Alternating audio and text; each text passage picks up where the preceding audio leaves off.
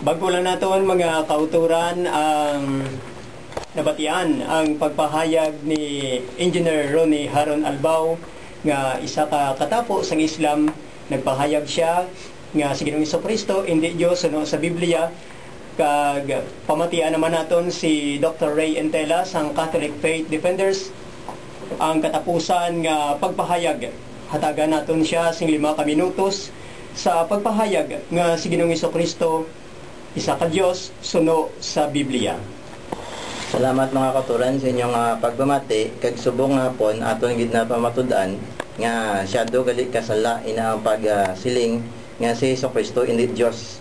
Kay consistent ring ginbasa ko nga si Jesucristo idya Dios. Si Brother Engineer Ronald Bao kay napanis sa siling i-prove niya nga si Jesucristo indi Dios, pero wala gid siya may nabasa sa Biblia nga maski sa Old Testament o kung sa New Testament sa kay Jesus Christ o kung sa mga disipulos man nga nagsiling nga si Jesucristo hindi Dios. Ang ginasiling sa Biblia Dios siya nga nagpakatao. Bilang tao ubos sa Ginoo sa Dios nga may, bilang Dios siya equal siya sa Dios nga may. Klaro na mga kauturan. Now, ang iyareklamo kina sa Hebrews 1:8 ngayon ikuno quotation sa Old Testament. Maski quotation sa Old Testament, gina-apply ba ng yapon kay Jesucristo? Pero sa Zechariah 12:10 nga they will pierce me, no? Ginsiling na ni Yahweh sa Old Testament mo. Ito gina-apply na kay Jesucristo nga he was pierced by a lance during his crucifixion. Ang ginpatuhoy sa Diyos nga may ginpatuhoy kay Jesucristo mo. Kag hindi siya makasiling mga katuran nga isa lang kuno ka bersikulo daw ligwat lang gagulpi nga amay na dayon nagambal. Diri sa bersikulo 5 up to 8 ginasiling di sing Hebreo mo kay sa kay sino bala sa mga manugtunda kay sa bisan kung sino nagsiling ang Dios bo sila nang amay ni ikaw ang anak ko karon nga daw mangin anak ko ikaw. Isugod sa 5 na o kung liwat, ako mangin amay sa iya. Klaro pa na ho. Kag sa 6 pasimba ha, sa iya ang tanan nga manugtunda sa Dios. Sino na nagsugo ni? Ang Dios nga amay. Pero according sa kay Brother Ronald Bao na to niya, nga wala kuno nagsiling sa Jesucristo nga simbahan niya ako. Kay siya servant. Pero klaro nga ginasiling sang Dios nga amay mismo. Kung sa Islam ni si Allah mismo nagsiling nga simbaha siya, simbahon si mga manugtunda si Jesus. Pero klaro pa ng mga kuturano. Tapos siling niya di sa John 15:14 kuno nagsiling si Jesucristo nga I am not sent to the lost sheep of Israel.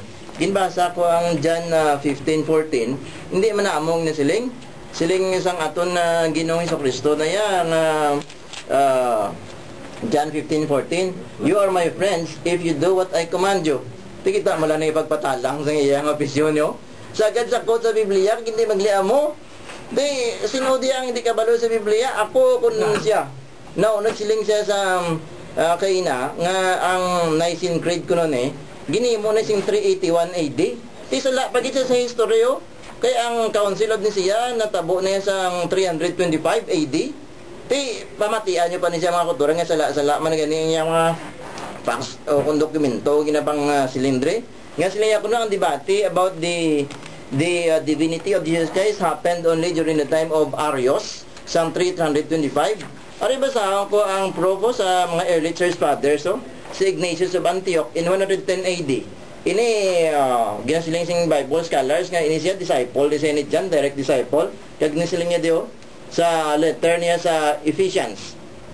For our God, Jesus Christ, was conceived by Mary in accord with God's plan.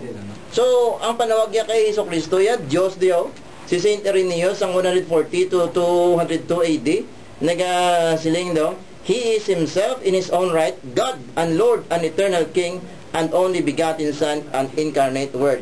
Wala pa niya natabo ang naisining creed nagpamatuod na ang mga early church fathers kag ang balaan niya kasulatan nga si Jesucristo Dios. So maski diin siya magadto mga katuran sa Biblia man sa Old Testament o kung sa New Testament o kung sa early church fathers kag sa mga councils of the church, why gini siya palagyuhan? The fact is Jesus Christ is God nga equal sa the Father, kag siya nagpakatao, kag nagtubos sa aton nga mga kasalanan. That's why aton ini siya pagasimbahon, kag kaupod sa Dios nga may aton siya pagahimayaon. So doon lang kita kutob mga kuturan, kag salamat sa Dios nga napamutudan gid naton nga si Jesucristo Dios.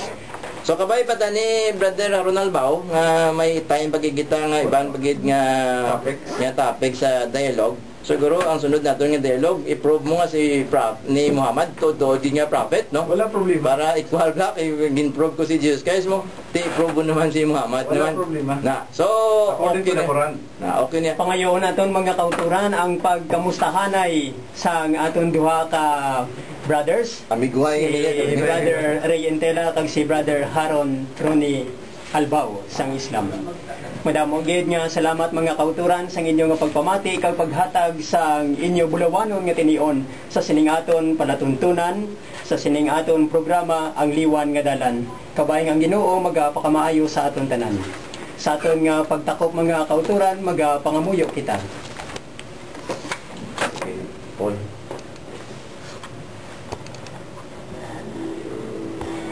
Sa ngalan sa Amay kag sa Anak kag sa Espiritu Santo. Amen. Labing mahigugmaon nga Dios, amay namon nga may nawaon kag mapinadayunon ang imong gugma. Kami tanan nagakalipay, nagapasalamat sa imo, kaya amo nabatian ang kaalam gikan sa imo. Salamat sa imong nga pagupod kag pagtuytoy sa amon, pagbukas ang amon mga huna-huna kag tagipusoon sa pagbaton sang kamatuoran nga imo ginatudlo sa amon. Kabay nga initanan mangin kabangdanan sa amon nga pagbag-o sa kabuhi kag mangin malig-o ang amon nga pagtuo. Ginapangayo ini namon tanan kag ginapasalamatan sa imo sa ngalan sa imong bugtong nga anak nga si Jesucristo nga amon gamhanan nga manluluwas kag Ginoo sa kaisahan sang Espiritu Santo, Dios kag Hari nga wala sing katugtuban. Amen. Sa ngalan sa Amay kag sa Anak kag sa Espiritu Santo. Amen.